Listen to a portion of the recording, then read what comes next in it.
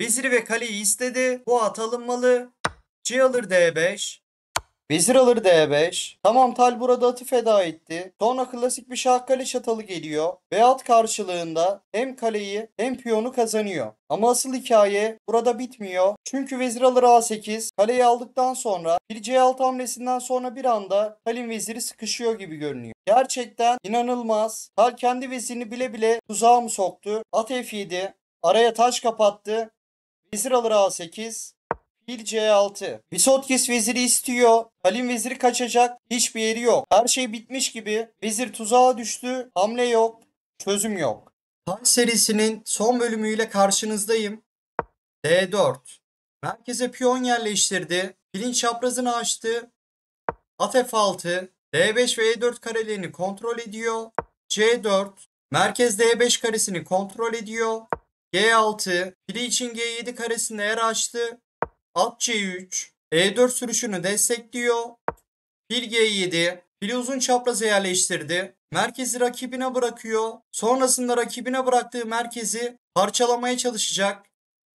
E4. Hal burada klasik Şah'ın dizilişine karşı beyaz taşlarla çok iddialı bir merkez kuruyor. Önce C4 ve D4 ile alanı genişletiyor. Ardından E4 sürüşüyle merkeze tam hakimiyet kurmayı hedefliyor. Bu yapı Tal'in feda ve saldırı planlarını rahatça başlatabilmesi için ideal zemin hazırlıyor. Özellikle E4 hamlesi merkez kontrolünü pekiştiriyor. D6. E5 karesini kontrol ederken filin çaprazını açıyor. F3. Semiş varyantı F3 sürüşü G4 sürüşünü destekledi ve şah kanadı atağının temelini oluşturuyor. Kısa rok şah güvenliğini sağladı. Fil E3 D4'ü destekledi.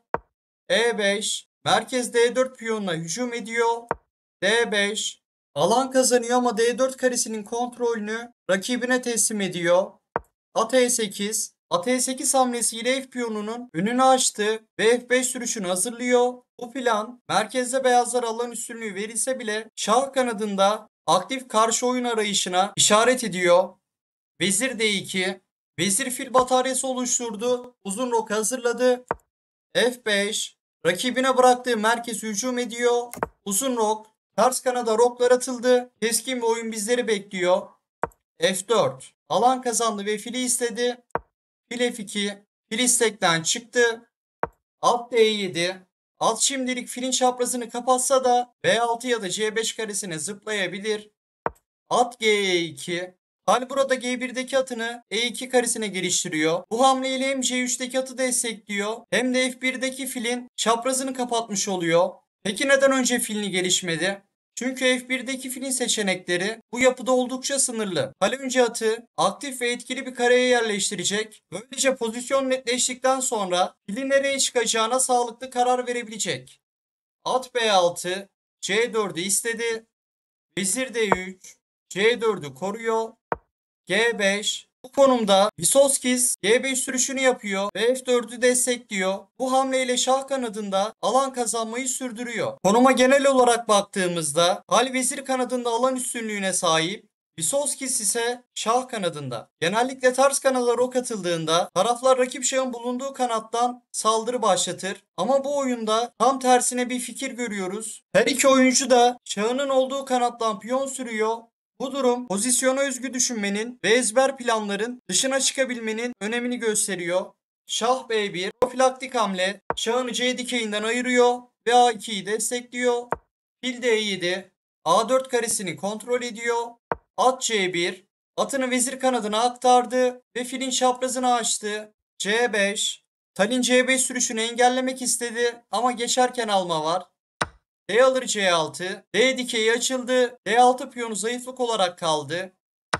B alır C6.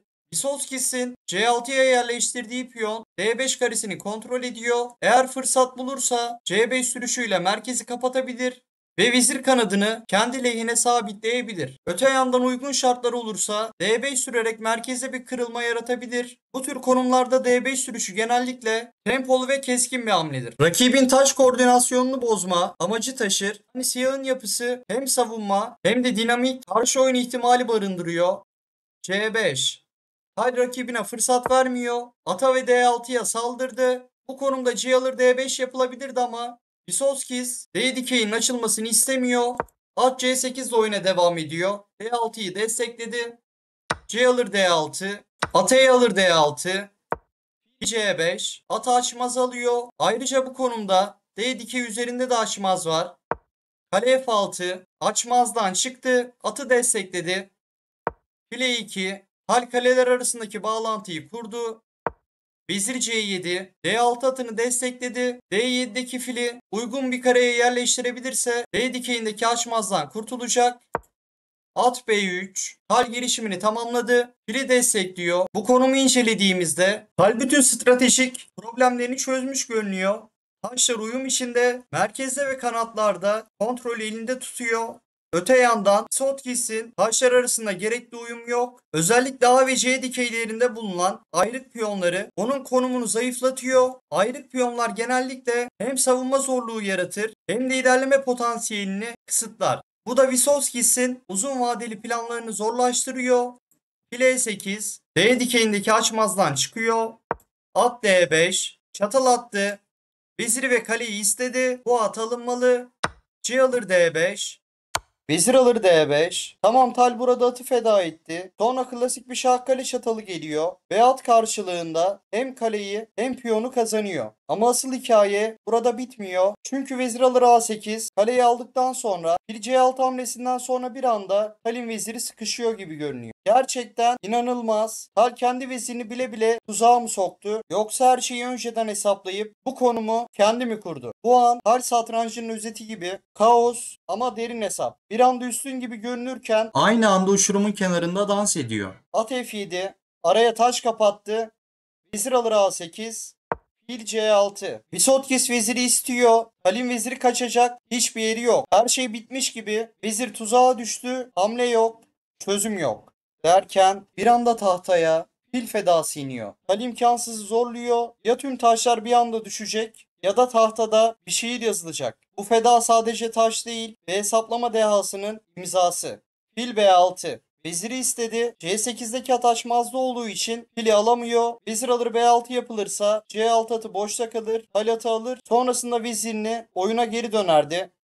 A alır B6. A dikeyi açıldı ama fil fedasının asıl amacı C dikeyini açmaktı. Pozisyona baktığımızda Vysockis'in iki hafif aletine karşılık Tal'in bir kalesi ve buna ek olarak bir piyonu var. Bu tür dengesiz materyal yapılarında özellikle oyun ortasında taşların hamle yeri vardır. Konumdaki uyumları ve aktiflikleri de belirleyici olur. Eğer Vysockis'in hafif taşları koordineli ve aktifse Tal'in kalesi ve piyonu yetersiz kalabilir. Ama Tal kale için açık hat bulursa ve piyonu ilerletebilirse pozisyon dinamiği lehine dönebilir. Üstelik tahtada diğer taşlar da aile oyunda. Bu da her iki taraf için taktik fırsatların canlı olduğu anlamına geliyor. Bu konum tamamen taş uyumu ve tempo savaşına dönüşmüş durumda. Hal bu konumda vezir A6 ya da vezir A3 ile vezirini tehditten çıkarırsa Hal'in veziri çok pasif kalır.